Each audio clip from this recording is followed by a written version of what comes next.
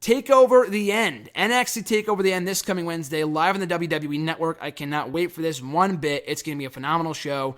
No different than any other special they've had in the past 2.5 years. Arrival, TakeOver Fatal 4-Way, Our Evolution, Rival, Unstoppable, Brooklyn, London, Respect, and Dallas have all been great. I think this is the 11th special that WWE is going to be doing, so again, not a bad one yet. I couldn't even begin to rank all 10 of these specials because they're all fucking good. So check them out if you haven't already on the WWE Network. They're all awesome. This one should be no exception. So starting with my predictions for the show, picks, predictions, previews for each match. This match was just added to the card last Thursday rather. Ty Dillinger beat Buddy Murphy on an episode of NXT, begging NXT General Manager William Regal for a match on the show. William Regal complied and gave him a match with the debuting Andrade Cien Almas, who we talked about here on the show a couple of months ago when RJ and I were at NXT Live in Lowell in the end of April. A really good match between Manny Andrade, who is now going by the name of Andrade Almas, with Austin Aries. That was a great match, and he should have a great showing here as well. So they usually do have debuts at each NXT TakeOver special. The last one was Nakamura and Austin Aries making their in-ring debuts. Before that, we've had, Asuka make her in-ring debut at one of these shows. At Respect, I think, in Brooklyn, it was Apollo Crews and Jushin Thunder Liger. At Unstoppable, they had Samoa Joe debut. We could see Bobby Roode pop up, but I'll talk about Bobby Roode at the end of the predictions and whether we see him on the show or not. But in terms of this match, the first showing, the first impression of Andrade Almas, I predict will be a very successful one. The guy is a great athlete. He was one of the most shining stars, one of the biggest shining stars coming out of the NXT Live show I talked about, months ago with RJ that we attended in April in Lowell.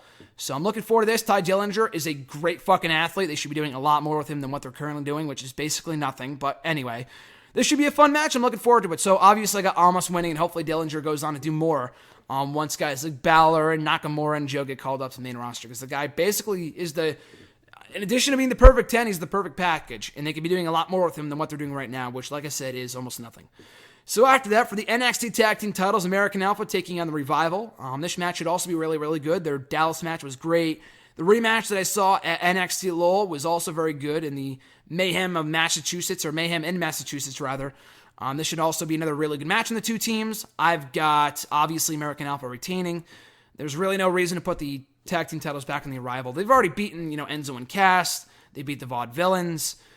I feel like just keep the belts on American Alpha, at least for the next special. Because I feel like with all the rumors of them getting called up sooner rather than later, they could drop the belts in Brooklyn against, Gargano and Ciampa or TM61 or whoever, and then go on to get called up to the main roster, which is long overdue. I mean, they're fine right where they are right now in NXT, but I think it's only a matter of time. These guys are stars, fucking stars. So it's only a matter of time before they get called up. But in the meantime, though, they will retain the NXT Tag Team titles on this show.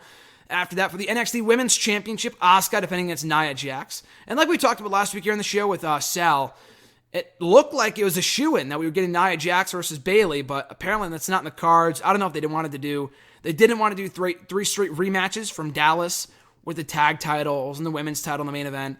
Maybe, I have no idea, but they're holding off on that match until after, until Brooklyn, hopefully. Hopefully we'll get the rematch from those two at some point. That was a great match in Dallas. I look forward to the inevitable rematch between Asuka and Bayley, and hopefully once she loses that match, Bayley gets called up to the main roster that following Monday for Raw. Wishful thinking, but in terms of this match, Nia Jax has gotten better. I'm not a big Nia Jax fan, but she has gotten better, and Bayley got a pretty decent match out of her. The London match I was not a big fan of. The rematch in NXT from a few weeks ago, I was a much bigger fan of. That was a really good match, and I'm just looking forward to seeing what Asuka can get out of Nia Jax on the show, and they kind of already teased doing this match many months ago back at London when Asuka beat Emma, and they had a kind of a face-off backstage, so it's been many months in the making, so I'm looking forward to this match. Asuka retains, no reason to take the title off her, unless, Bayley goes after Nia Jax in Brooklyn, which again would make no sense. We've already seen that match before. Asuka and Bayley 2 makes more sense, so I've got Asuka versus Nia Jax, or rather Asuka going over Nia Jax in this matchup. After that, Shinsuke Nakamura versus Austin Aries. This should be an instant classic, no different than Nakamura versus Sami Zayn in Dallas. I'm very much looking forward to this match. Obviously, Austin Aries looks to be bound for a heel turn sooner rather than later. I don't know if he loses here and then goes heel afterwards. They save the heel turn for a future NXT episode. I'm not exactly sure. But the match itself should be really, really good. They also could have Bobby Roode debut here who's been teasing us on Twitter for weeks, months even, dating back to TakeOver Dallas 2 months ago. He's been tweeting soon, stay tuned, getting tired of waiting. So I could very well see him getting, debuting on this show, if not at the next set of tapings the next night, which would not surprise me at all. But I'd much rather see him, debut on this show.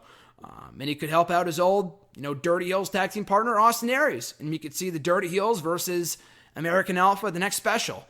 But in that case, though, as great as that would be, I think NXT needs more single stars right now. With Balor probably getting called up, they need Austin Aries as a top heel on the show. But either way, I've got Nakamura going over here. I could probably see them doing Nakamura versus Joe for the title in Brooklyn, which would be kick-ass. And I cannot wait for that whatsoever. That should be a phenomenal match.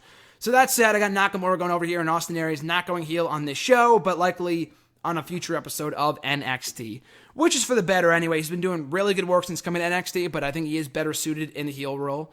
And then we get to the main event, the steel cage match, the first ever steel cage match in NXT history for the NXT Championship. Finn Balor going for the gold against Samoa Joe. And the thing about this match, and I've talked about this here on the show before, about how steel cage matches in WWE nowadays mean absolutely nothing. Are they good? Yes. Are they exciting? Not really. Because every single fucking steel cage match, with the exception of the Asylum match from a few weeks ago from Extreme Rules, almost always, 95% of the time has interference, which completely defeats the purpose of having a steel cage match. It's supposed to prevent interference, but if anything, it invites interference. So steel cage matches, not even on the main roster, but just in TNA and in other promotions, they feel like they mean nothing. They mean nothing. So that being said, though, the point I'm trying to make is that not to discredit WWE or other wrestling promotions, it's to put over NXT for making their stipulations mean something. NXT has been around in this current form for almost 4 years. This month, 4 years this month, I forgot what the exact anniversary was that NXT aired its first ever episode, hailing from Full Sail University, but it was 4 years this month. And in those 4 years, they've had multiple, very few no disqualification matches. They'll have, a handful of 2 out of 3 count falls matches. But other than that, we've had 2 ladder matches, 1 steel cage match as of tomorrow, and that's it. 1 Iron Woman match, Iron Man match, whatever the hell you want to call it from last year. And again, that's it.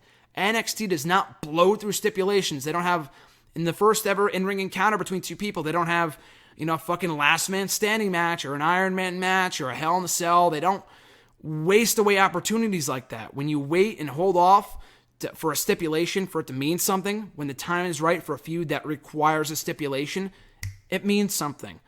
Obviously, Balor and Joe, for the only match ever to headline 3 straight TakeOver specials, or headline 3 TakeOver specials, period.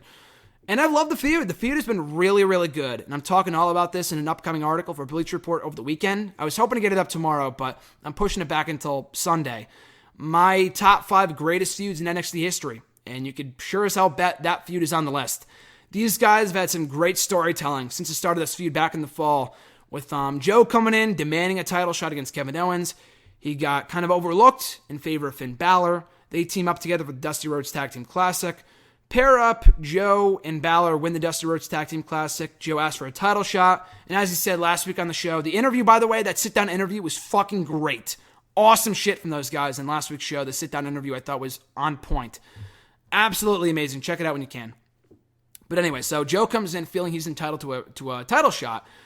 And then Balor says, yeah, sure, I'll give you a title shot. But William Regal puts Joe in a battle royal instead, which he loses thanks to Tyler Breeze. And he beat Tyler Breeze later on anyway.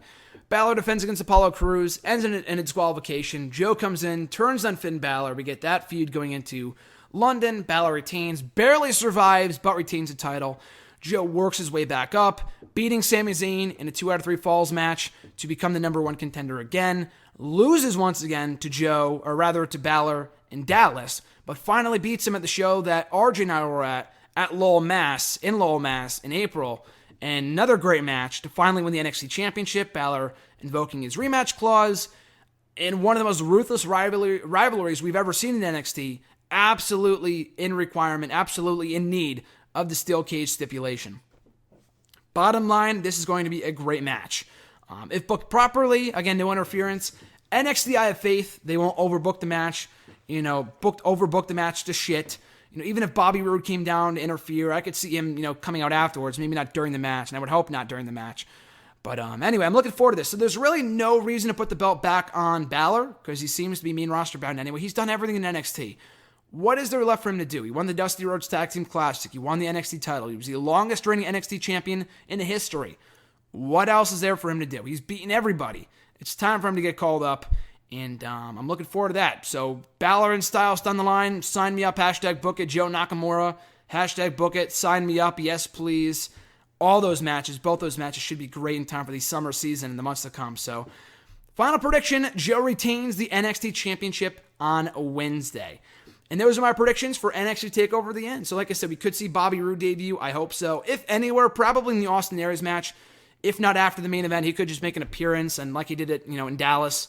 But if I had to put my money on it, my beer money, pun intended, I could definitely see him debuting on this show, if not at the next, night of taping. So if he doesn't debut tomorrow night, do not be discouraged. We could very well see him debut and on NXT the very next night at the set of tapings at Full Sail University.